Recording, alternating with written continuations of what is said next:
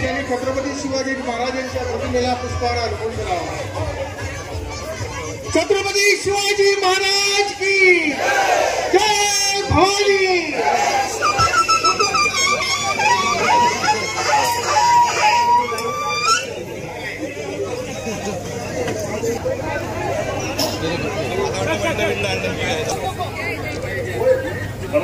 हुसेनभाई दरवाई विचार करतो आपण 2 मिनिटं आपण मनोगत करतो।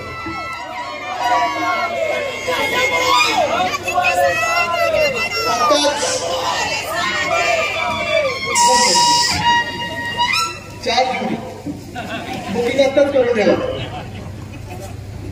आत्ताच ऐकत असताना विनायकराव साहेबांचं ऐकत होतो मी, भावी खासदारांचं ऐकत होतो मी, आणि बोलता बोलता तरी सांगितलं की मला तिथे एक डुप्लिकेट नावाचं कोणतरी उभं केलेलं आहे समोर।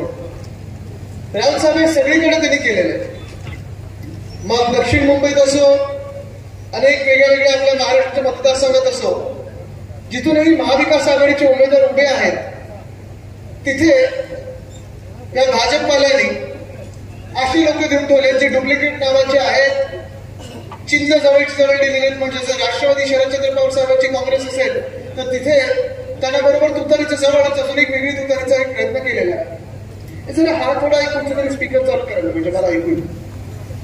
पण हे सगळं होत असताना गंमत अशी आहे की डुप्लिकेट नावाचे लोक उभे करूनही ह्यांची काही मतं ह्यांना मिळत नाही, भाजपला जिंकत नाही तर एनडीए जिंकत आहे। आणि म्हणून आपल्याला हे बाहेरची लोक आता शिकवायला लागले, असली सेना कोण नकली सेना कोण, असली राष्ट्रवादी कोण नकली राष्ट्रवादी कोण। म्हणजे तुम्ही एका वेळी तुम्ही आम्हाला बोलता तुम्ही नकली आहात, तुम्ही खोटे आहात, तुम्ही हे सोडलं आणि तुम्ही ते सोडलं, हे सगळं ठीक आहे ना, तुम्ही हिंमतच सोडली, तुम्ही आमच्यासमोर डुप्लिकेट नाव उभे करायला लागले, तुमची काही जागा देश मिळाला।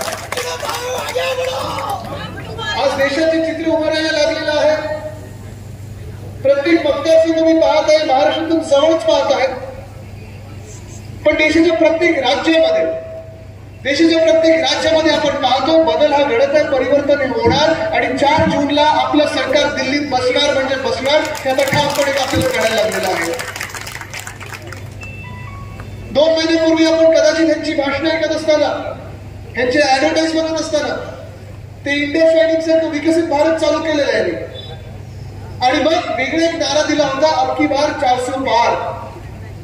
400 पार 400 पार पहिले 1-2 आठवडे आपण ऐकलं आणि ते 400 पार आता गायब झालेले आहे। मग आलं मोदी सरकार, ते गायब झालं, मग येणार भाजपा सरकार, ते गायब झालं, आता आलेले हे एनडीए सरकारवर। म्हणजे तुम्ही विचार करा, आज देशात परिस्थिती अशी आहे भाजपची, 400 पार करायला 300 पार करायला लागतील, 300 पार करायला 250 पार करायला लागतील, पण परिस्थिती ही आहे, खरी परिस्थिती ही आहे त्यांच्या स्वतःच्या आकड्यांप्रमाणे ते 200 देखील पार करत नाहीत आपल्या देशामध्ये।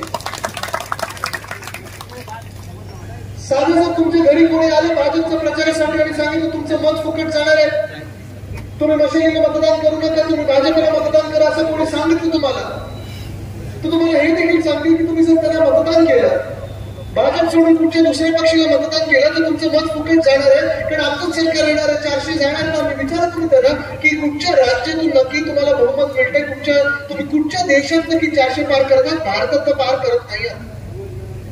मध्यंतरीपर्यंत मागच्याच आठवड्यात मी काँग्रेसचा एक नारा ऐकला होता, साऊथ से साफ आणि नॉर्थ में हाफ, अशी भाजपची स्थिती होणार आहे। साऊथ से साफ नॉर्थ में हाफ। दक्षिण भारतात जर बघितलं आपण तर दक्षिण भारतामध्ये ना केरळमध्ये त्यांची सीट येते, ना कर्नाटकमध्ये सीट येत आहे, ना तामिळनाडूमध्ये सीट आहे, ना आंध्रमध्ये सीट आहे, कुठेही दक्षिण भारतात भाजपची सीट येत नाही, एक सुद्धा सीट येत नाही। आणि हीच परिस्थिती आपण पाहत असाल संपूर्ण भारतात। काश्मीरमध्ये तर अशी परिस्थिती झाली विनायकराव साहेब, तुम्हाला सांगतो, आश्चर्य वाटेल तुम्हाला इथे। 5 वर्षापूर्वी 370 कलम काढलं गेलं होतं, बरोबर, आणि आपण पण त्याला पाठिंबा दिला होता, आपण पण दिवस साजरा केला होता। आपलं देखील स्वप्न होतं की 370 कलम हे काढलं पाहिजे, ते काढल्यानंतर ते आपलं सरकार होतं, ते एनडीएचं सरकार होतं, पण ते काढल्यानंतर आपल्याला वाटलं होतं 5 वर्षांमध्ये जम्मू काश्मीरमध्ये आणि लडाख त्यांनी वेगळं केलं, केंद्रशासित राज्य केलं, तो विषय वेगळा त्याच्यावर येणार, पण आपल्याला वाटलं होतं जम्मू आणि काश्मीरमध्ये सुख शांती प्रगती होईल, तिथे काश्मीरी पंडित आहेत त्यांना पुन्हा एकदा त्यांच्या घरात जाण्याची संधी मिळेल। पण आज परिस्थिती अशी आहे, हे भाजपवाले विचारतात तुम्ही अमेठीतून का नाही लढत, तुम्ही इथून का लढता आणि तिथून का लढता, आज मला भाजपला विचारायचं आहे, 370 कलम 5 वर्ष झाली, तुम्ही दावा करत आहात आतंकवाद संपलेला आहे, तुम्ही दावा करता तुम्ही सुख शांती चांगलं एक प्रगती झालेली आहे, समृद्धी आलेली आहे, तुम्ही दावा करत आहात की आता आपलं तिथे राज्य निर्माण झालेलं आहे. असं जर असेल तर 5 वर्षानंतर देखील भाजपाला काश्मीरमधून लढायची हिंमत का नाहीये? काश्मीरमधून एक सुद्धा उमेदवार उभा केलेला नाही भाजपाने. जम्मू मधले दोन्ही सीट हरतात असं मला कळवत आहे.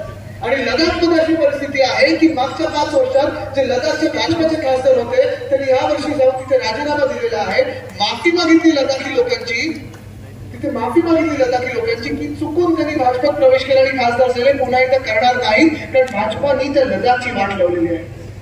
सोनम वांगचुक नावाची जी व्यक्ती आहे, आपण सगळ्यांनी एक असेल 3 इडियट पिक्चर मध्ये त्यांच्यावर तिथे थोडं काही घेतलं होतं त्यांचं, नंतर अनेक वेळा त्याच्याबद्दल ऐकलेलं, पर्यावरणासाठी लढत असतात, लडाखसाठी लढत असतात. त्यांनी साधे प्रश्न उपस्थित केले होते भाजपाच्या केंद्र सरकारला की लडाखमध्ये जे चीन घुसतं त्याच्यावर तुम्ही का बोलत नाही आहात? लडाखला जे तुम्ही वचनं दिली होती 5 वर्षापूर्वी, जे 370 कलम तुम्ही काढला होता, लडाखला सांगितलं होतं तुम्हाला वेगळे मुख्यमंत्री मिळतील, तुम्हाला वेगळं राज्य म्हणून आम्ही घोषित करू. 5 वर्ष झालेलं आहे, अजून वेगळं राज्य तुम्ही घोषित का नाही केलं?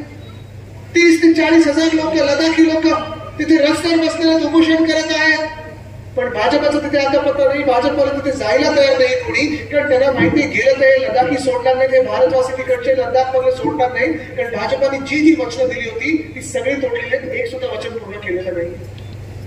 दुर्दैव आपल्या देशाचं हेच आहे की केंद्र सरकार, आज आपण पाहतोय पंतप्रधान महोदय असतील, अनेक त्यांचे मंत्री असतील, गेल्या 5 वर्षामध्ये मणिपूर असेल किंवा महाराष्ट्र असेल, आपल्याला होर्डिंगवर दिसले, बॅनरवर दिसले, पेट्रोल पंपाच्या प्रत्येक होर्डिंगवर दिसलेले आहेत, पण मुळात आपल्या महाराष्ट्रात आले कधी, ना लडाखला गेले कधी, तर त्या मणिपूरमध्ये गेले.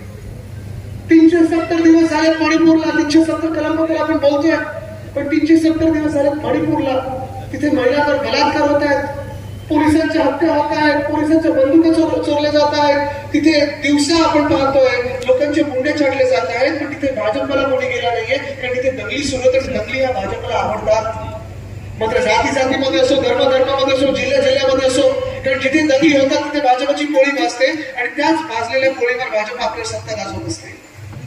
पण आज तुम्हाला मी विचारत आहे, अनेक भाजपाचे नेते, मग त्यांचे प्रधानमंत्री असतील, त्यांचे अनेक वेगवेगळे नेते असतील, मोठे नेते असतील, या गेल्या 2 आठवड्यामध्ये महाराष्ट्रातून आपल्याला शिकवतात असली सेना कोण, नकली सेना कोण, महाराष्ट्रातून प्रचार सभा घेतात, महाराष्ट्रातून कधी पुण्याच्या राजभवनामध्ये, कधी नागपूरमध्ये राहत आहेत. मला तुम्ही सांगा, जेव्हा आपलं 2 वर्षाचं सरकार होतं, 2-2.5 वर्षाचं सरकार होतं, महाविकास आघाडीचं सरकार होतं, तेव्हा आपण जेव्हा लोकांमध्ये कामं करत होतो, जनतेची सेवा करत होतो, कोविडचा काळ तेव्हाच होता, वादळ देखील तेव्हा चालू होता, पूर देखील तेव्हा चालू होता, एक तरी भाजपचा नेता आपल्यामध्ये दिसला होता का?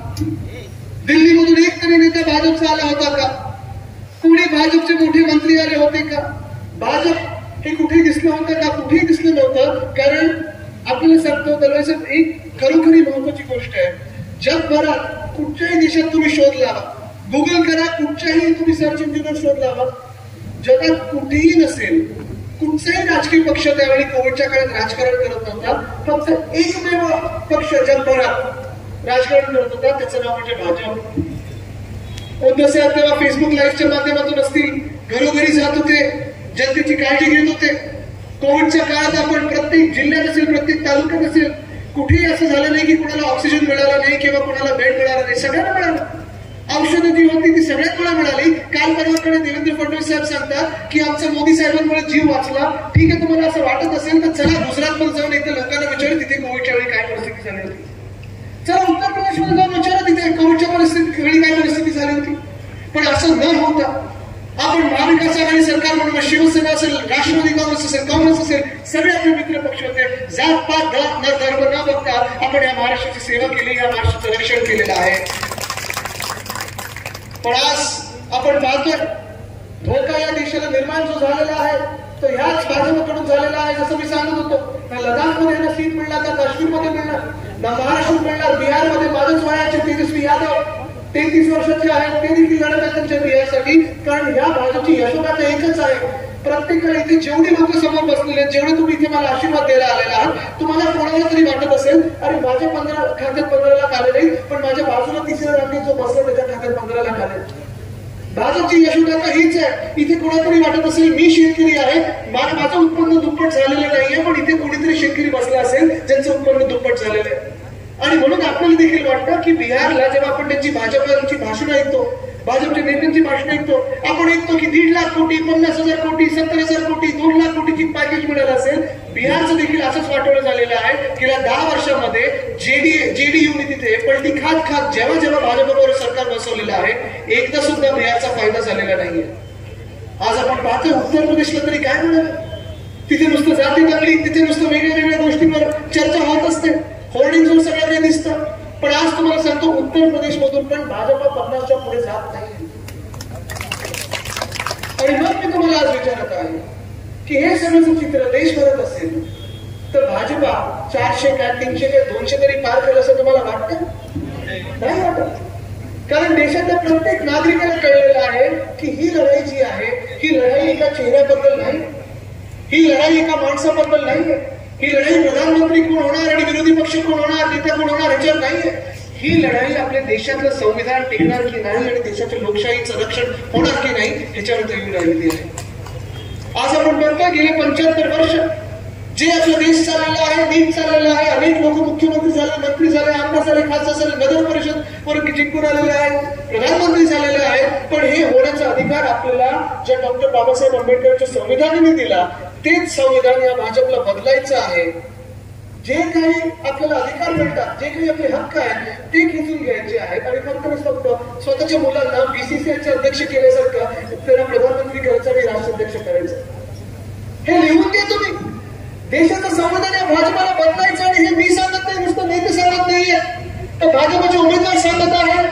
अनेक उमेदवार गेल्या 2 आठवड्यात आपण पाहिलं असेल 6 की 7 उमेदवारांनी वेगळ्या वेगळ्या सभेमध्ये जाऊन सांगितलेलं आहे. आपल्याकडे पंकजाताई मुंडेंनी देखील सांगितलेलं आहे की आम्हाला 400 पार करून द्या, कारण आम्हाला देशाचं संविधान बदलायचं आहे. का एवढा भाजपच्या मनात राग आहे डॉक्टर बाबासाहेब आंबेडकरांबद्दल? का एवढा राग आहे त्यांच्या मनामध्ये आपल्या संविधानाबद्दल? का एवढा राग आहे त्यांच्या मनामध्ये ह्या आरक्षणांबद्दल? आम्ही तर सांगत आहे, महाविकास आघाडी तर सांगत आहे की आम्हाला 50% जास्ती आरक्षण करून घ्यायचं आहे, कारण मराठ्यांचं आरक्षण असेल, धनगरांचं आरक्षण असेल, अनेक वेगळ्या लोकांना आपल्याला जे अजून वंचित राहिलेले आहेत त्यांना आपल्याला पुढे आणायचं, समाजात पुढे आणायचं. पण प्रत्येक वेळी फसवायचं, प्रत्येक जातीला फसवायचं, प्रत्येक धर्माला फसवायचं, प्रत्येक घटकाला फसवायचं. इथे महिला खूप मोठे संख्येत आलेले आहेत, जवळपास 50% इथे महिला बसलेल्या आहेत, त्याच्यावर देखील भाजप तुम्हाला फसवत आहे. आपल्याला आठवत असेल गेल्या काही 2-3 महिन्यापूर्वी मला या जानेवारीच्या अधिवेशनात महिला आरक्षण बिल त्यांनी आणलं होतं आणि त्यांनी सांगितलं होतं की आता आम्ही 50% महिलांना संसदेत आरक्षण देऊ. आम्हाला तर वाटलं होतं की चला लगेच मिळेल आरक्षण, पण तुम्हाला माहिती कधी मिळेल तुम्हाला आरक्षण? जर मिळालंच तर महिलांना आरक्षण भाजपप्रमाणे 2034च्या आधी मिळत नाही. हे फसवणूक आहे, ते खोटं बोलत आहे. पण भाजपचे धोरण राहिलेलं आहे, बोला खोटं बोला रटून बोला. आणि इथे जी घटना पाहिजे मुख्यमंत्री ते पण बोलतात बोला खोटं बोला आणि रडून बोला. पण आज आपण पाहतो महिलांना आरक्षण देण्यासाठी ज्या अटी त्यांनी टाकलेल्या आहेत भाजपाने, त्याच्यात असं करून ठेवलेलं आहे की पहिलं निवडणूक झाल्यानंतर पुढच्या वर्षी जनगणना होणार, सेन्सस होणार. ते झाल्यानंतर कमीत कमी त्याला 1.5 वर्ष लागणार सेन्सस पूर्ण व्हायला. त्याचं पूर्ण अनालिसिस आणि वाचन झाल्यानंतर देशातल्या पूर्ण सीट्सचं डिलिमिटेशन होणार. डिलिमिटेशन म्हणजे लोकसभा मतदारसंघ कुठच्या राज्यात जास्ती पाहिजे तरी कमी पाहिजे, नुसतं बाउंड्री बदलणार नाही, कुठच्या राज्यांच्या सीट कमी करायच्या. त्याच्यात महाराष्ट्राचा देखील आवाज ते कमी करणार आहे. भाजपाला महाराष्ट्र आवडत नाही, भाजपा महाराष्ट्राच्या लोकसभा मतदारसंघ कमी करणार आहे. आज आपण 48 निवडून देतो, देशात दुसऱ्या क्रमांकावर आपण UP 80 देतो, आपण 48 देतो.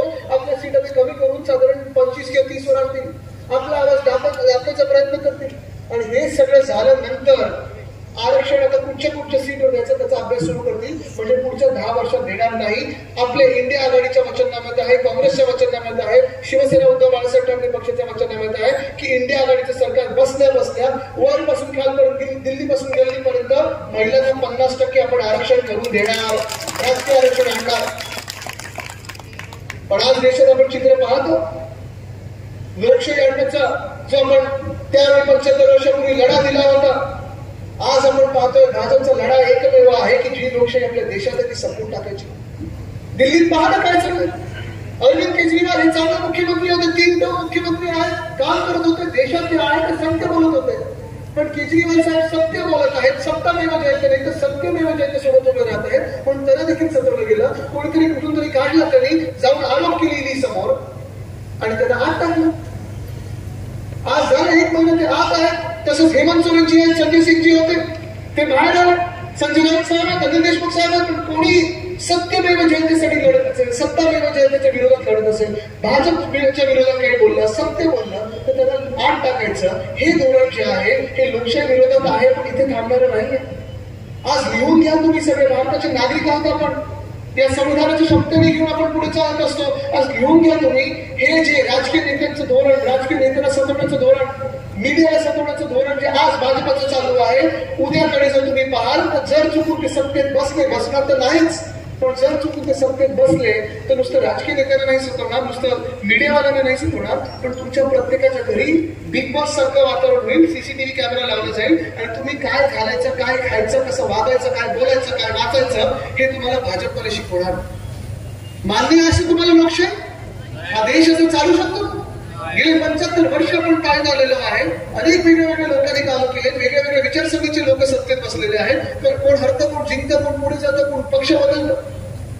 पण पक्षच संपून टाकायचे, पक्षच खाऊन टाकायचे, राज्य संपून टाकायची, छोटी छोटी राज्य निर्माण करायची, महाराष्ट्र सारखं राज्य तोडून टाकायचं. हे सगळं जे चाललेलं आहे, भाजपच्या कंटकारस्थान जे चालू आहे, ते तुमचं मत ठरवणार की तुम्ही पुन्हा एकदा भाजपला डोक्यावर बसवणार की एक चांगलं राज्य निर्माण करणार, रामराज्य आपल्या देशात आणणार. आज आपण पाहतो ना, भाजपाने जो प्रचार सुरू केलेला आहे, 10 वर्ष तसं पाहिलं तर भाजपची बहुमताची सत्ता होती. ठीक आहे, जरी आपण पहिले 5 वर्ष त्यांच्या सोबत होतो तरी आपला आवाज तसा काहीच नव्हता तिथे. ना दुसऱ्या कुठच्याही पक्षांचा होता, ना विरोधी पक्षाचा होता, ना मीडियाचा होता. कारण सगळे आवाज दाबून टाकलेले आहेत. बहुमत जर कोणाच्या हातात आलं तर ते बहुमत चालवायचं कसं, ईडी आणि सीबीआय वापरून हे भाजपाने दाखवलं आपल्याला. 2014 ते 19 ते 24 हे 10 वर्ष जर आपण पाहिली तर संपूर्ण बहुमत आपण त्यांना दिलं होतं. पहिल्यांदा 282 सीट दिल्या होत्या, तर 3 सीट दिल्या होत्या. आपल्याला वाटलं होतं अच्छे दिन आएंगे, वाटलं होतं ना आपल्याला अच्छे दिन आएंगे. प्रचार आपण त्याच अच्छे दिनासाठी केला होता. त्यावेळी देखील आपल्याला वाटलं होतं जे जुमले होते 15 लाख आमच्या खात्यात येतील, आलं कोणाच्या खात्यात जुमलं. 2022 पर्यंत प्रत्येकाला घर मिळालं. प्रधानमंत्री आवास योजनेचं एक तरी घर तुमच्या जिल्ह्यात तयार आहे का, कोणाला मिळाले का? शेतकऱ्यांचं उत्पन्न दुप्पट होणार होतं, झाले पण उत्पन्न दुप्पट नाही झाले. पण 10 वर्ष सत्ता गाजवल्यानंतर काम दाखवायचं असतं. मला वाटतं जेव्हा 2012ला आपण मुंबई महानगरपालिकेची निवडणूक लढत होतो, अनेक आपले कोकणाचे तिथे मुंबईत राहत असतात कोकणवासी, म्हणजे मुंबई म्हणजे कोकणवासी. हे कोकणवासीने देखील बघितले आपल्या मुंबईमध्ये की शिवसेनेने कॅम्पेन चालवलं होतं 2012 मध्ये. करून दाखवलं, जी आपण केली होती कामं ती समोर लावली होती लोकांच्या समोर, आणि कोणी खोडू शकलं नव्हतं. ना विरोधी पक्ष खोडू शकला होता, ना कोणी खोडू शकलं होतं. भाजपने एक सुद्धा बॅनर नव्हतं लावलं, आपल्याच करून दाखवलं त्यांचं चालवलं होतं. म्हणजे काही सीट जिंकल्या होत्या ते जिंकल्या होत्या आपल्याला. पण तसंच 2017च्या देखील निवडणुकीत आपण जी काही कामं केली होती ती ठळकपणे आपण होर्डिंग बॅनरवर लावली होती. आपले चेहरे नव्हते लावले नेत्यांसारखे, भाजपच्या नेत्यांसारखे चेहरे नव्हते लावले, आपली कामं लावली होती. काम बोलत आहे. पण आज आपण पाहतोय भाजपने 10 वर्ष सत्ता गाजवल्यानंतर देखील एक सुद्धा काम दाखवण्यासारखं नाही. एक सुद्धा चांगली काही पॉलिसी आणली नाही आपल्या देशामध्ये जेणे कोणाचा फायदा झाला असेल. ना नोटबंदीचा झाला, ना जीएसटीचा झाला, ना काही केलं आपल्या देशामध्ये. आणि मग 10 वर्षानंतर प्रचार कशावर करतात? प्रधानमंत्री मोदी बोलतात, त्यांचे मोठे मोठे नेते बोलतात मटन मांस मच्छी खाणारा विरोधी पक्ष आहे. पण तुम्ही विचार करा, 10 वर्षानंतर जर शोध लागला की आम्ही काय खातो. ठीक आहे, आम्ही इथे कोंबडी मटण खातो, मी मांस खातो, मी मटण खातो, मी मच्छी खातो. तुम्ही कोणी मला सांगणार आहे की तुम्ही मटण खाता, मच्छी खाता, मांस खाता, ते काय चुकीचं आहे? खातो, मला ते भीती नाही. मला एकच आता विषय पडलेला आहे, सर तुम्ही रामसाहेब तुम्हाला जिंकायला लागेल तिथे, कारण मटण मांस मच्छी भाजपला वरतून बोलतात, इथे कोंबड्यांचं काय होणार?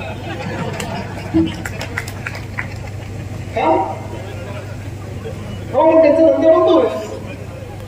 ते जाऊ मग त्यांनी बंद करण्यापेक्षा तुम्ही बंद करून टाका.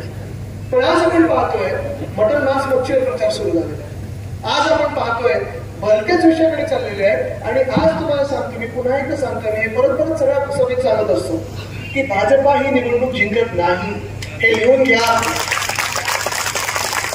आणि हे काही मी भविष्य बोलत नाहीये, मी काही पॉलिटिकल रिडिंग करत असतो, काही राजकीय गोष्टी वाचत असतो, बघत असतो. ऑब्झर्वेशन असतं. त्याच्यात पहिला इंडिकेटर जेव्हा जेव्हा भाजप कुठचंही राज्य हरायला येतं तेव्हा पहिली गोष्ट ते करतं म्हणजे हिंदू मुस्लिम वाद निर्माण करतात, दंगली निर्माण करण्याचा प्रयत्न करतात, हिंदू मुस्लिमवर बोलायला प्रयत्न करतात. ते नाही झालं तर मग पाकिस्तानवर बोलायचा प्रयत्न करतात. ते नाही झालं तर मग हिंदू मध्ये जातींमध्ये वाद निर्माण करण्याचा प्रयत्न करतात. पाकिस्तानवर बोलायचे भाजपला अधिकारच नाही, कारण जे पाकिस्तानबद्दल तुम्ही बोलताय, इंदिराजींनी त्या पाकिस्तानचे 2 तुकडे काही वर्षांपूर्वी केले होते. तशी हिंमत करत दाखवा आणि चीनवर बोला असं मी भाजपला आज सांगत आहे. चीनवर बोलायची हिंमत नाही. पण आज 10 वर्षानंतर काही करण्यासारखं नाही, दाखवण्यासारखं नाही. आणि 10 वर्षानंतर आत्ताच्या या अर्थसंकल्पामध्ये निर्मला सीतारामन ताईंना जे आपले अर्थमंत्री आहेत तर अर्थसंकल्प सादर करत असताना असा शोध लागलेला आहे की या देशामध्ये 4 जाती आहेत, 4 प्रमुख जाती आहेत. त्यांनी सांगितलं आता मी ह्यांची सेवा करणार, ह्या 4 जातींची सेवा करणार. माहिती कुठच्या जाती त्यांनी सांगितलं? त्यांनी सांगितलं पहिली जात ज्यांची आम्ही सेवा करणार ते म्हणजे शेतकरी आहेत, दुसरी जात ज्यांची आम्ही सेवा करणार ते म्हणजे युवा आहेत, तिसरी जात ज्यांची आम्ही सेवा करणार ती महिला आहेत आणि चौथी जात ज्यांची आम्ही सेवा करणार ते म्हणजे गरीब आहेत. विचार करायला 10 वर्ष लागली आणि 75 वर्ष लागली शोधायला की आपल्या देशामध्ये शेतकरी आहेत, युवा आहेत, महिला आहेत आणि गरीब आहेत. मग 10 वर्ष ती जुमलेबाजी सुरू होती, 10 वर्ष ती भांडणं लावणं सुरू होती, 10 वर्ष ती आंदोलनं सुरू होती. जे काही त्यांची वचनं होती ते सगळे तोडून सगळीकडे होर्डिंग वगैरे लावून देशभरात फिरून झाल्यानंतर मणिपूरला न जाता महाराष्ट्रात न येता आता हे सांगत आहेत की आम्ही ह्या 4 वर्गाची सेवा करू. आज ह्या देशामध्ये हे 4 वर्गांमधून आहे दुष्ट तरी कोण? आज आपण पाहतोय शेतकरी वर्ग जो आहे संपूर्ण महाराष्ट्रात, इथे बागायतदार असतील, आपले विदर्भातले शेतकरी असतील, आपले मराठवाड्यातले शेतकरी असतील, उत्तर महाराष्ट्रातले असतील, सगळेच शेतकरी असतील. आज तुम्ही मला सांगा जिथे जिथे प्रत्येक जिल्ह्यातली जात आहे गेल्या 2-2.5 वर्षात जेव्हाही आपत्ती आली, 5 वर्षात पूर्णपणे पण गेल्या 2-2.5 वर्षात या मेंदी सरकारच्या जेव्हा जेव्हा आपत्ती आली मी त्यांच्या बांधावर गेलो होतो आणि मला सगळेजण सांगतात, शेतकरी बांधव मला सांगत असतात समोर त्यांच्या भाषेत सांगतात की आदित्य घरी जाऊन सांगा उद्धव बाळासाहेब ठाकरेंनी जी कर्जमुक्ती आम्हाला सांगितली होती ती आमच्या खात्यापर्यंत पोहोचली, पण या मेंदी सरकारची या मुख्य सरकारचं 1 रुपया आमच्यापर्यंत पोहोचलेला नाही. ते मला हे पण सांगतात की फडणवीस साहेबांनी आम्हाला कर्जमुक्ती सांगितली होती, होर्डिंगवर दिसली, बॅनरवर दिसली, पण एवढे दाखले घेऊन जायला सांगत होते. कोण सांगत होतं पंजोबाला घेऊन या, कोण सांगत होतं पंटूला घेऊन या, कोण सांगत होतं आजोबाला घेऊन या. आम्हाला हे जमलं नाही. उद्धव साहेबांनी आम्हाला कर्जमुक्ती आमच्या एका बोटावर दिली. त्या उद्धव साहेबांच्या सोबत आम्ही आहोत, उद्धव बाळासाहेब ठाकरेंच्या सोबत आहोत. हेच शेतकरी बांधव मला सांगतात की महाविकास आघाडीच्या काळात जेव्हा जेव्हा आमच्यावर आपत्ती आली होती, मग गारपीट असेल, अवकाळी पाऊस असेल, वादळ असेल, सुखा दुष्काळ असेल, ओला दुष्काळ असेल, दुष्काळ ओला दुष्काळ असेल, तेव्हा तेव्हा जी काही मदत तुमचं सरकार करू शकलं, कारण कोविडचा काळ चालू होता, अर्थचक्र बंद पडलं होतं, जेवढीही मदत तुम्ही करू शकत तेवढी आम्हाला मदत आली. पण या भाजपच्या काळात, या मेंदी सरकारच्या काळात 1 रुपयाची मदत आम्हाला आली नाही. हेच शेतकरी बांधव मला सांगतात की दिल्लीकडे ते बघतात मोर्चा चाललेला जानेवारीमध्ये, डिसेंबर-जानेवारीच्या महिन्यामध्ये, आणि तेव्हा पंजाबमधले शेतकरी असतील, हरियाणातले असतील, उत्तर प्रदेशमधले असतील, हे सगळे शेतकरी बांधव आहेत तर आपलेच शेतकरी नाही. हे सगळे शेतकरी बांधव जेव्हा केंद्र सरकारकडे विचारायला चालले होते, जाब विचारायला चालले होते की तुम्ही 2 वर्षापूर्वी जेव्हा आम्ही तिथे उपोषण करत बसले होतो, जे आम्हाला सांगितलं होतं की तुम्हाला MSP देऊ, काळे कायदे रद्द करू, शेतमालाला भाव देऊ, खताची किंमत कमी करू, ही सगळी जी वचनं होती ती तुम्ही कधी पूर्ण करणार? तेव्हा ह्याच केंद्र सरकारने, ह्याच भाजपाच्या सरकारने आमच्यावर लाठीचार्ज केला, ड्रोन मधून अश्रुधूर सोडला, फायरिंग केलं. मग आम्ही अन्नदाता देवो भव हे जे देश मानतात कृषी प्रधान देशामध्ये, आमच्या शेतकऱ्यांना हे भाजप अर्बन नक्षल बोलतं, अतिरेकी बोलतं, खलिस्तानी बोलतं. हा देश या भाजपाला मतदान करणार का? तुम्ही या शेतकरी विरोधी भाजपाला मतदान कधी करू शकाल का? ज्या भाजपाने शेतकऱ्यांवर लाठीचार्ज केला, गोळीबार केला, अश्रुधूर सोडला, त्याला तुम्ही कधी मतदान करणार का? जो भाजप या शेतकऱ्यांना आतंकवादी बोलतो, ह्या भाजपला तुम्ही कधी मतदान करणार आहात का? नाही करू शकत आपण. तसंच आज दुसऱ्या वर्गाचं पाहिलं गेलं तर तरुण वर्ग आहे, आणि तरुण वर्ग मी अनेक ठिकाणी विचारलेला आहे की बाबा मग आपला कृषी प्रधान देश आहे, गावाकडे मी खास करून विचारत असतो, तुम्हाला वाटत नाही का तुम्ही शेती करावी? तुमच्या वडिलांसोबत असेल, तुमच्या आजोबांसोबत असेल, तुमच्या काकांसोबत, मामांसोबत शेती करावी वाटत नाही का तुम्हाला? त्याचं नाही आहे त्याची. आम्हाला काय की शेतीतून काय मिळणार आम्ही पाहतो, आमचं परिवार राबत असतो तिथे, काही मिळत नाही, हातात नाही, घेत नाही, कसं जगायचं? आम्ही जीवन परवडत नाही, शेतकरी आत्महत्या वाढत चाललेले आहेत. आम्ही शिकलेलो आहोत, थोडं वीर झालेलो आहोत, निकम झालेलो आहोत, पण आम्ही शहराकडे बघतो आणि शहराकडे बघितल्यानंतर या गेल्या 2-2.5 वर्षामध्ये एकही नवा रोजगार आपल्या गावाकडे आला नाही ना शहराकडे आलेला आहे. MIDC ओस परत चाललेला आहे. जे MIDC भरलेल्या होत्या, जे MIDC आपण भरत चाललो, नवीन उद्योग आपण आणत होतो.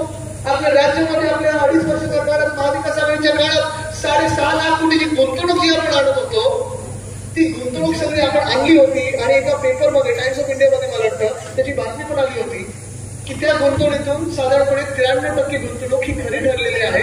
ते फॅक्टर सॉल्व्ह होत आहेत. पण या 2-2.5 वर्षामध्ये दुर्दैव आपल्या राज्याचं हे आहे की हे जे सरकार आहे, हे निंदे सरकार जे आहे, खोके सरकार जे आहे, गद्दारांचं सरकार जे आहे, हे भाजप प्रणित खोके सरकार जे आहे, हे गुजरातमधून चालवलं जातं. आणि म्हणून प्रत्येक उद्योगामागे उद्योग हा नेत आहे गुजरातकडे. हे होऊच शकत नाही असं की एखाद्या राज्याला एवढं वजन मिळतं की दुसऱ्या राज्याला वाटतं की आम्ही या देशाचे भाग आहोत की नाही. पण गेल्या 10 वर्षाचं पाहिलं असेल आणि खास करून गेल्या 2-2.5 वर्षाचं पाहिलं असेल तर भाजपला मतदान करून आपल्याला नक्की मिळालं काय, हा प्रत्येक महाराष्ट्राच्या व्यक्तीला जात-पात, धर्म, भाषा सोडून हा प्रश्न पडलेला आहे. कोणी तुमची जात-पात, धर्म काय असो, तुम्ही कुठची भाषा बोलत असो, तुमचं मूळ गाव देशात कुठचंही असो, जर तुम्ही महाराष्ट्रात राहता आणि जर तुम्ही भाजपला मतदान केलं असेल, तुम्ही देखील हा विचार करत असाल अरे मी कशासाठी भाजपला मतदान केलं. आज माझ्या महाराष्ट्रात शेतकरी आत्महत्या वाढत चाललेले आहेत. आज उद्योगधंदे बघितले तर गेल्या 2-2.5 वर्षात काय त्याच्या आधी देखील म्हणजे इंटरनॅशनल फायनान्शियल सेंटर जे आपल्या BKC मध्ये यायला पाहिजे होतं, त्याच भूखंडावर बुलेट ट्रेनचं भूखंड फुकट दिलं आहे. आणि हे इंटरनॅशनल फायनान्शियल सेंटर हे गिफ्ट सिटी गुजरातला हलवून टाकलेलं आहे. तसंच आज आपण पाहतोय 4 की 5 उद्योग हे मी परत बोलत असतो. कारण ह्या प्रत्येक तरुणींना कळलं पाहिजे की कुठचे उद्योग यांनी गुजरातला पाठवलेले आहेत. आपल्याला आठवत असेल मी वेदांत फॉक्सकॉन बद्दल खूप आरडाओरडा करत असतो, त्याच्याबद्दल खूप बोलत असतो. दुःख मला झालेलं आहे वेदांत फॉक्सकॉन ह्याच गोष्टीच्या की जे वेदांत फॉक्सकॉन साधारणपणे 2.25 लाख कोटीची गुंतवणूक आपल्या राज्यात आली असती. 1 लाख तरुणींना नुसतं महाराष्ट्रातून नाही तर देशभरातून रोजगार आपण ह्या महाराष्ट्रात देऊ शकलो असतो. जास्तीत जास्त 80% रोजगार आपल्या भूमिपुत्रांना मिळाला असता. हाच वेदांत फॉक्सकॉनचा उद्योग. त्याच्यासोबत 160 छोट्या मोठ्या क्लस्टर इंडस्ट्रीज येणार होत्या. मे मध्ये मी डॅव्हॉसला गेलो होतो. तिथे सुभाष साहेब, नितीन राऊत साहेब, त्यांची चर्चा झाली आमची. जून पर्यंत सरकार बदलेपर्यंत हा उद्योग वेदांत फॉक्सकॉनचा तळेगावमध्ये आपण आणणार होतो. जागा ठरली, सगळं ठरलं. पण सरकार बदलल्यानंतर मिंदे सरकार आपल्या डोक्यात बसलं, अवकाळी सरकार आपल्या डोक्यात बसलं. आणि ह्या सरकारने वेदांत फॉक्सकॉनला पाठवलं कुठे? गुजरात. रोह्यामध्ये आपण बल्क ट्रक पार्क करणार होतो. केंद्र सरकारची स्कीम आहे, 3 राज्यांना मिळणार होती. आपण अप्लाय केलं होतं. जर आपलं राज्य असतं तर आपल्याला 100% आलं असतं. ते महाविकास आघाडी सरकारने जे ऍप्लिकेशन दिलं होतं केंद्र सरकारला, तसं जर पाहिलं गेलं तर बल्क ट्रक पार्क असेल, मेडिकल डिव्हाइस पार्क जे आपण छत्रपती संभाजीनगरमध्ये आणणार होतो, ऑरेंज सिटीमध्ये आणणार होतो, हे दोन्ही गोष्टी महाराष्ट्रातून जाऊ शकल्या नसत्या. कारण आपण बल्क ट्रक्स मध्ये असू, मेडिकल डिव्हाइस मध्ये असू, महाराष्ट्र हा देशात नंबर 1 वर आहे. लॉजिकनी पहा, आपल्या ऍप्लिकेशननी पहा, सगळं जे काही जोडायचं असेल ते जोडलं तरी महाराष्ट्राला मिळू शकत नाही, असं होऊच शकत नव्हतं. पण हे दोन्ही मोठे उद्योग, हे दोन्ही मोठे पार्क, त्याच्यात वेगळ्या इंडस्ट्रीज आल्या असत्या, बल्क आल्या असत्या, औषध बनवणार आल्या असत्या, इंजेक्शन बनवणार आल्या असत्या. हे सगळं पाठवलं तरी गुजरातला. सोलर एनर्जी इक्विपमेंट पार्क पाठवलं तरी गुजरात. ते आपल्या जवळ येणार असतं. नागपूर जवळ मिहान इथे आपण एअरबस टाटा त्यांना आणत होतो, ते देखील पाठवलं गुजरातला. आणि आपली वर्ल्ड कपची फायनल पण यांनी पाठवली गुजरातला. जसं 40 गद्दार यांनी पाठवले होते गुजरातला, तसं सगळं काही पाठवलं गुजरातला. गुजरातला मिळण्याशी माझं काही वाद नाहीये. गुजरातची माझं वैयक्तिक वाद नाहीच आहे. जे काही गुजरातच्या हक्काचं आहे ते त्यांना मिळालंच पाहिजे. आसामचं असेल, केरळचं असेल, तामिळनाडूचं असेल, जे काही त्यांच्या हक्काचं आहे त्यांना मिळालंच पाहिजे. मला राग एवढ्याच याच गोष्टीचा येतो की आपल्या हक्काचा घास आपल्या हातातून जेव्हा घेतात आणि दुसऱ्याच्या घशात टाकतात, तिथे मला राग येतो. तिथे मी नडणार म्हणजे नडणारच. ही निवडणूक आपल्या स्वाभिमानाबद्दल आहे. ही निवडणूक महाराष्ट्राबद्दल आहे. ही निवडणूक महाराष्ट्राविरुद्ध भाजप आहे. कारण आपल्या महाराष्ट्राला कमी दाखवण्याचं काम हे भाजप करत आहेत. महाराष्ट्र संपूर्णचं हे काम करत आहे. मुंबई तोडण्याचा प्रयत्न करत आहेत. शिवसेना तोडली कारण त्यांना मुंबई तोडायचे. त्यांना माहिती शिवसेना जोपर्यंत आहे तेव्हापर्यंत मुंबई काय महाराष्ट्र तोडू शकत नाही. पण मुंबईचं महत्व कमी करा, महाराष्ट्राचं महत्व कमी करा, महाराष्ट्रातले उद्योग तिथे द्या, म्हणजे महाराष्ट्राची जी आर्थिक शक्ती आहे ती कमी होईल. आणि महाराष्ट्राची आर्थिक आघाडी कमी झाल्यानंतर देशातलं महाराष्ट्राचं महत्व कमी होईल. पण आज आपण पाहतो एका बाजूला हे सगळं चालू असताना, तरुणांना जॉब नसताना मिळत असताना, जे मोदी साहेबांनी सांगितलं होतं, जे भाजपाने सांगितलं होतं की आम्ही प्रत्येक वर्षी 2 कोटी नोकऱ्या तरुणांना देऊ, या गेल्या 10 वर्षात तरी 2 कोटी नोकऱ्या, 2 लाख नोकऱ्या कोणाला मिळाल्या ते विचार.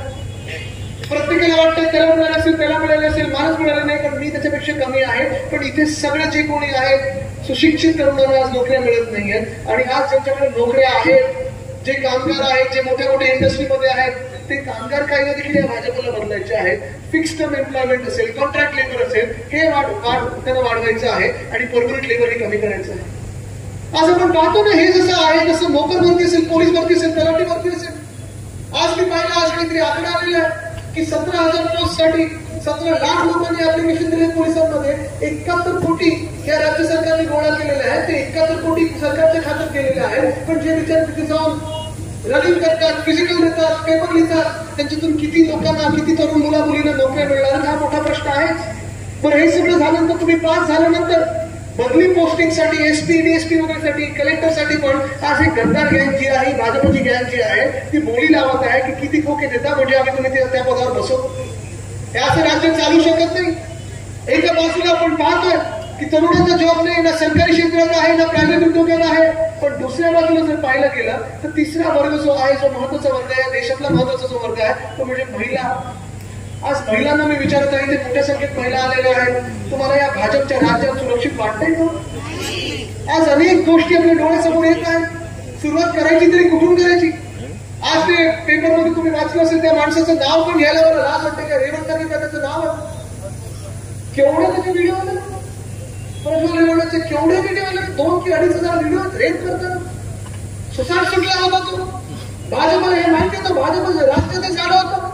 आणि तरी देखील भाजपचे सर्वोच्च नेते जे असतील, मोठे मोठे मंत्री असतील, त्या रेवंताच्या प्रचाराला गेले होते. प्रचार संपला, मतदान संपलं आणि त्या दिवशी त्या रेवंताला जर्मनीला पाठवायला, तिथे पळून जायला तरी मदत केली. एका बाजूला आपण पाहतोय अरविंद केजरीवाल साहेबांसारखे मुख्यमंत्री, हेमंत सोरेन साहेबांसारखे मुख्यमंत्री, अनेक राजकीय नेते ज्यांचा नुसतं दोष हा आहे, त्यांचा क्राईम एवढाच आहे, त्यांचा अपराध एवढाच आहे की ते सत्य बोलतात आणि भाजपच्या विरोधात बोलतात. त्यांना आत टाकलेलं आहे, जेलमध्ये टाकलेलं आहे. पण या रेवंतासारख्या राक्षसाला अटक करण्याची किंवा परत आणण्याची हिंमत भाजप दाखवत नाही. अशा राज्यात आपण कसं सुरक्षित राहणार? हेच गुंडा मंत्रालयात जाऊन रील बनवत असतात, हेच गुंडा आता प्रचारात फिरणार आहेत, हेच गुंडा तुमच्या विरोधात वापरले जाणार आहात. पण यांना न घाबरता आपल्याला टक्कर द्यायला लागेल. कारण जर आपण यांना आत्ता संपवलं नाही राजकीय हेतूने तर हे आपल्या डोक्यावर बसतील. असेच जर आपण पाहायला गेलो तर या मंत्रिमंडळात, या खोकी सरकारच्या मंत्रिमंडळात 2 असे मंत्री आहेत. एका मंत्र्याने सुप्रिया झाल्या घाणेरड्या शिव्या दिलेल्या, अक्षरशः घाणेरड्या शिव्या 16 आणि 17 वेळा टीव्हीवर दिल्या, चॅनलवर दिलेल्या आहेत. मला वाटलं होतं की घटना बाई मुख्यमंत्री थोडी तरी लाच ठेवतील आणि त्यांना हकालपट्टी त्या मंत्र्याची करतील, पण त्यांना प्रमोशन दिलं. दुसरे मंत्री असे ज्यांच्यावर बलात्काराचे आरोप झाले होते, त्यांच्यावर घाणेरडे आरोप झाले होते, आपल्याच काळात झाले होते. उद्धव साहेबांनी पुढचा मागचा विचार न करता, राजकीय विचार न करता 1 मिनिटात त्यांची हकालपट्टी केली होती, गेट आउट सांगितलं होतं. त्यांना पुन्हा या मोदी सरकारमध्ये मंत्री बनवलेलं आहे. हे असं सरकार तुम्हाला मान्य आहे? हे असं सरकार महिलांना मान्य आहे? हेच काय भाजपची अजून एक गोष्ट जर सांगायची झाली, कितीतरी गोष्टी म्हणजे आता त्या बंगालच्या गव्हर्नरची गोष्ट बाहेर होते. त्यांनी तर सांगितलं मला कोणी प्रश्न विचारायचा नाही, पोलिसांनी राजभवनमध्ये यायचं नाही, मी कोणाला उत्तर देणार नाही, मी जे करतो ते करणार असं त्या तिकडच्या गव्हर्नरनी सांगितलं. 2 बायका समोर आल्या की त्यांचं मोलेस्टेशन झालं, त्यांच्यावर बलात्कार झाले, त्यांच्यावर अत्याचार झालेला आहे. अत्याचार झाला असं त्यांनी सांगितलं, हात लावला असं त्यांनी सांगितलं. पण त्यांनी विचारपूस करायची नाही, चौकशी करायची. आणि ह्याच भाजपच्या सरकारमध्ये, ह्याच भाजपच्या राजश्रेयात जर आपण पाहिलं तर गुजरातमध्ये एक बिल्किस बानोच्या बाईवर अत्याचार झाला होता, बलात्कार झाला होता. तो बलात्कार होत असताना तिच्या 3 वर्षाच्या मुलीला तिच्या डोळ्यासमोर चिरडून मारून टाकलं होतं. दगडावर डोकं तिचं आपटलं होतं, त्या मुलीचं मारून टाकलं होतं. सुप्रीम कोर्टाने सजा सुनावली, जन्मठेप झाली त्या बलात्कारात. बलात्कार जेलमध्ये होते. आणि मागच्या वर्षी जेव्हा भाजपला निवडणुकीत त्यांची गरज पडली तेव्हा त्याच बलात्कारांना त्यांनी बाहेर काढलं जेलमधून. कोर्टाचा अवमान करत त्यांनी बाहेर काढलं जेलमधून. जेलमधून बाहेर येताना त्यांची आरती ओवाळली, त्यांच्या गळ्यात हार टाकले आणि प्रचारात फिरवलं. हे असं राज्य तुम्हाला मान्य आहे का? हे रेवंताचं राज्य तुम्हाला मान्य आहे का? हे भाजप सरकारमध्ये तुम्ही सुरक्षित स्वतःला समजता का? आपल्याला जी शिकवण दिलेली आहे, आपलं जे हिंदुत्व आहे, वंदनीय हिंदू सम्राट बाळासाहेब ठाकरेंची जी शिकवण आपल्याला दिली आहे, बिल्किस बानोची जातपात धर्म कुठचाही असो आणि त्या बलात्काराची जातपात धर्म कुठचाही असो, त्या बलात्काराची जातपात धर्म न पाहता त्याला फाशीच झाली पाहिजे, हे आपलं हिंदुत्व आहे. पण आज आपण पाहतो या देशात राम राज्य आणायचं की रावण राज्याचं, राम राज्य म्हणजे संविधानाचं राज्य, राम राज्य म्हणजे जनतेचं राज्य आणि रावण राज्य म्हणजे तानाशाहीचं राज्य, हे हिटलरचं राज्य आपण पाहतोय. आज आपण बघतोय फॅशिस्ट राज्य, तानाशाहीचं राज्य आपल्या देशात येत चाललेलं. लोकशाही संपवायची, लोकशाही मिटून टाकायची, तुमचा आवाज बंद करायचा म्हणजे आमच्या विरुद्ध कोणी बोलायचं नाही, हा प्रकार सुरू झालेला आहे. आणि चौथा वर्ग जो ह्याच तानाशाहीला बळी पडत आहे. आपण ठीक आहे, लोकांमध्ये जाईल. महत्वाची गोष्ट म्हणजे हीच, चौथा वर्ग असं निर्मलाताईंनी सांगितलं की आम्ही यांची सेवा करू, ते म्हणजे गरीब. आज गरीब आपण सगळे झालो या देशामध्ये. गेल्या 10 वर्षामध्ये जर पाहिलं तर जगणं कोणाला परवडत आहे.